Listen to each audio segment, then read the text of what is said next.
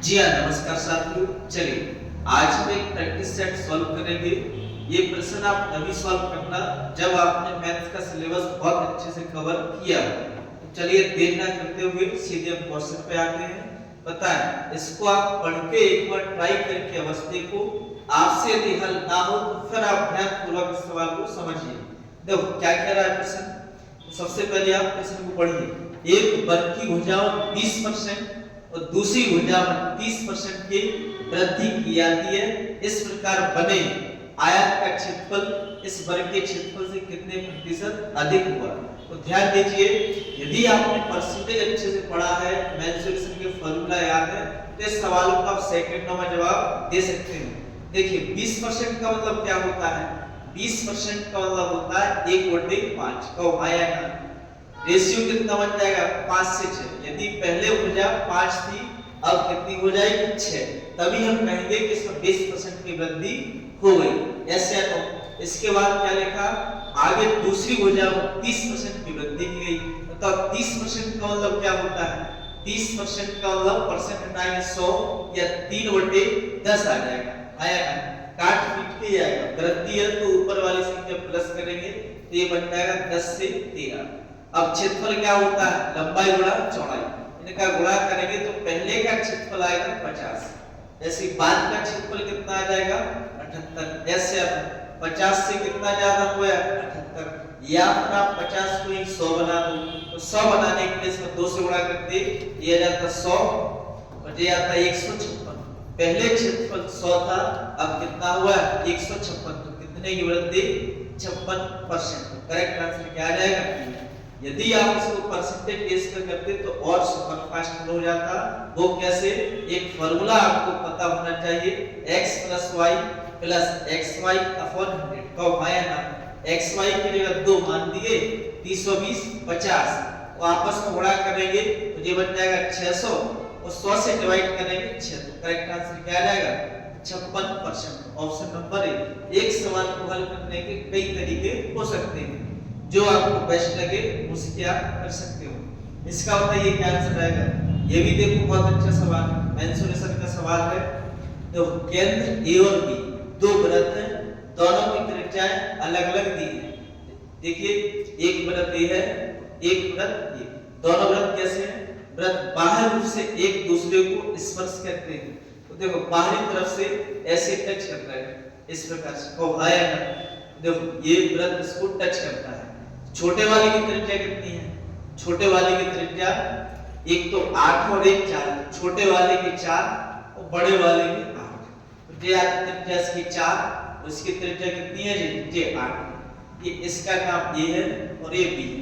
बताओ अब क्या कह रहा है, तो क्या लिखा, तो व्यास AB वाले वृत्त का क्षेत्रफल ज्ञात कीजिए। तो AB व्यास क्या बनना है, तो ये क्या से आता है कि दूरी 8 4 12। एक व्यास इसका 12 है तो त्रिज्या इसकी आधी होगी 6। क्षेत्रफल क्या होता है, वृत्त का क्षेत्रफल पाई आर स्क्वायर। आर का मान 6 दिया, 6 का वर्ग 36। तो कितना आ जाता 36 पाई। तो करेक्ट आंसर आता डी ऑप्शन। नेक्स्ट क्वेश्चन देखिए, आप पहले सॉल्व करके देखो, नहीं बने फिर आपको सॉल्यूशन देखना है। बहुत अच्छे प्रश्न है। देखिए संजय ने समान अवधि के लिए साधारण ब्याज पर 4% प्रति वर्ष की दर से 900 और 5% प्रति वर्ष की दर से 1100 रुपए उधार लिए। तो साधारण ब्याज के लिए कॉन्सेप्ट पता होना चाहिए। बताओ ऐसा ही बराबर क्या होता है, PRT अपॉन 100 या परसेंटेज लगा सकते हो ऐसे। आया तो इसको सॉल्व करेंगे तो कितनी राशि है, ये रेट 4% है और ये 900 मूलधन है और ये रेट 5% है और राशि कितनी है 1100 है। इसको फास्ट सॉल्व करेंगे तो परसेंट नीचे हटाएंगे तो 100 आएगा, 100 से 100 कट जाएंगे तो 9 4 36। टाइम इसमें कुछ दिया नहीं, मान लो टी। ऐसे ये कितना बन जाता है 11 पन्ना 55 टी। ये टोटल भी आ जाएगा। तो ये कितना हो रहा भाई टोटल, ये बन जाता 91। 91 टी की जगह कितना ब्याज दिया है 364। तो ये कट रहा है 4 से आता, टी का मान कितना आता 4। तो करेक्ट आंसर आता 4। यदि आपने सीआई एसआई चैप्टर अच्छे से पढ़े तो इन प्रश्नों को लिखने की भी आवश्यकता नहीं पड़ेगी और फास्ट आप जवाब दे सकते हैं। नेक्स्ट क्वेश्चन देखिएगा, इसका तो क्या है, ये देखो कितना अच्छा सवाल है, इसका तो देखकर ही जवाब दे सकते हैं।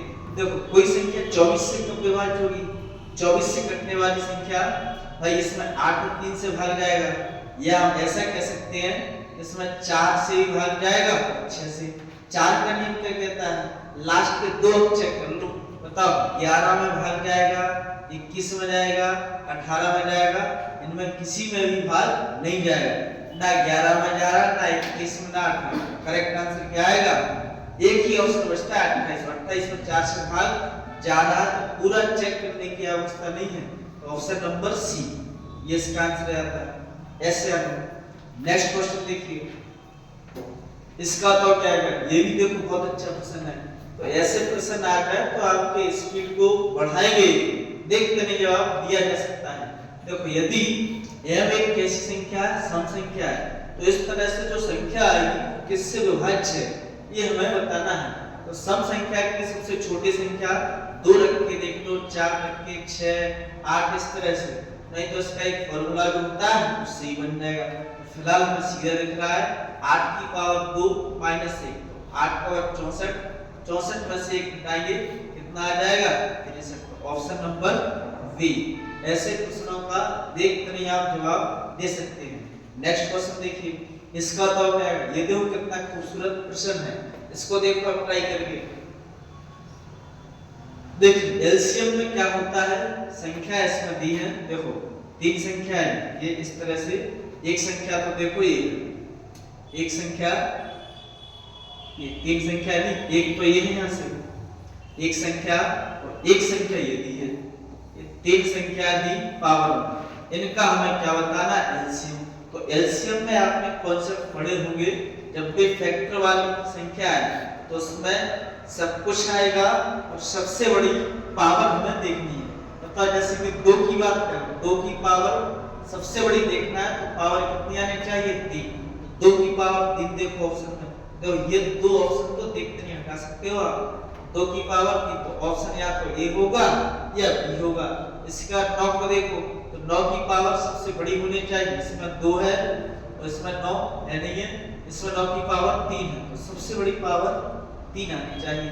9 की पावर 3, ऑप्शन नंबर बी।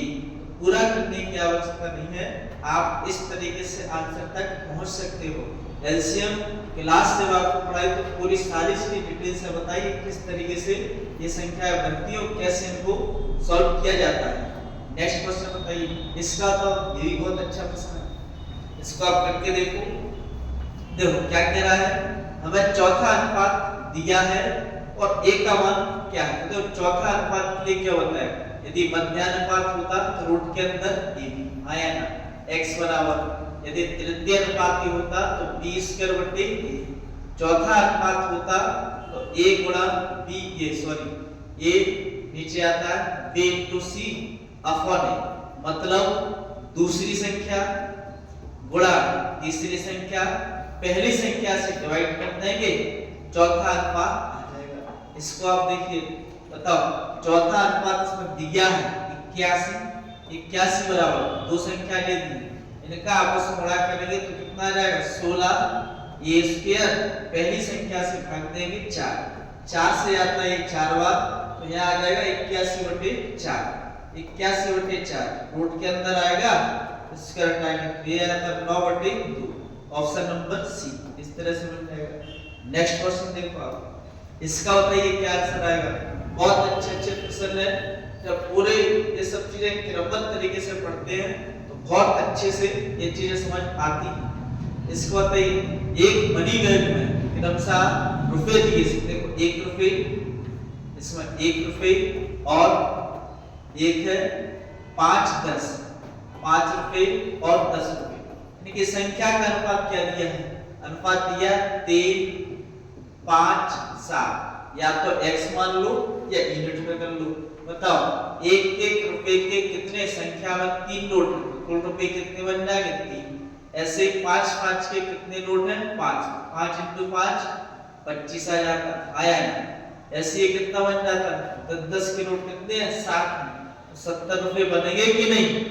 कुल रुपए कितने हो रहे हैं, 70 और 25, 95, 98, 98 यूनिट का मान कितना दिया कुल रुपए में, 980। तो 1 यूनिट का मान क्या आता है, 1 यूनिट का मान आ जाएगा 10। ऐसे 1 यूनिट का मान 10 है, क्या पूछा, 10 रुपए के सिक्कों की संख्या याद कीजिए। 10 रुपए के सिक्कों की संख्या कितनी, 7 यूनिट है, इसका गुणा कर देंगे तो 10 सत्ते 70, option number B. Next question देखिएगा, इसका तो क्या आएगा, ये भी बहुत अच्छा सवाल है, इसको आप ट्राई करके देखो, समझ नहीं आए फिर आप उसको बताएंगे। एक बार आपको खुद से ट्राई करके अवश्य देखना है। देखो क्या कह रहा है, लाभ हानि का सवाल है। भाई लाभ हानि कब होती है, जब कोई वस्तु आप कम में खरीद के लाए और ज्यादा में बेचते तो लाभ होगा, कोई वस्तु ज्यादा में खरीद के लाए कम में बेचेंगे तो नुकसान हो जाएगा। आया है, तो देखो इसमें क्रयमूल्य क्या है, एक बार पढ़ लो। एक आदमी 680 रुपए में एक मोबाइल फोन बेचता है तो कुछ हानि खाता है। यदि उसने इसे 1070 रुपए में बेचा होता तो उसका लाभ पूर्व की हानि का कितना गुना होता, 2 गुना। देखिए इस सवाल को आप बेसिक तरीके से सॉल्व कर सकते हैं, नहीं तो उसका एक स्मार्ट सॉल्यूशन भी आपको बताया है। तो देखो कैसे सॉल्व करें। अब हमें इसमें पता नहीं क्रयमूल्य क्या है, तो क्रयमूल्य मान लो सीपी है, ऐसे इसका सीपी क्या रहा हमें पता नहीं। इसको देखिए कितने में बेचा, जब 680 रुपए में बेचा तो लाभ हुआ कि हानि, हानि हुई। इसका मतलब ये सीपी किससे कम में बेचा हुआ, 680, तो इसको क्या हुई, हानि। आया ना। अब इसको कितने में बेचा, 1070 रुपए में।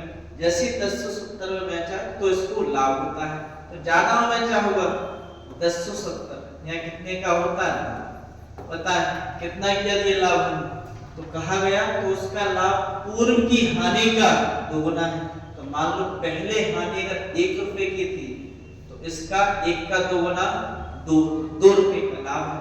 बताओ यहाँ 1070 और 680 में कितने का अंतर है, 1070 और 680 में कितने का अंतर है, और यहाँ अंतर देख लो आप।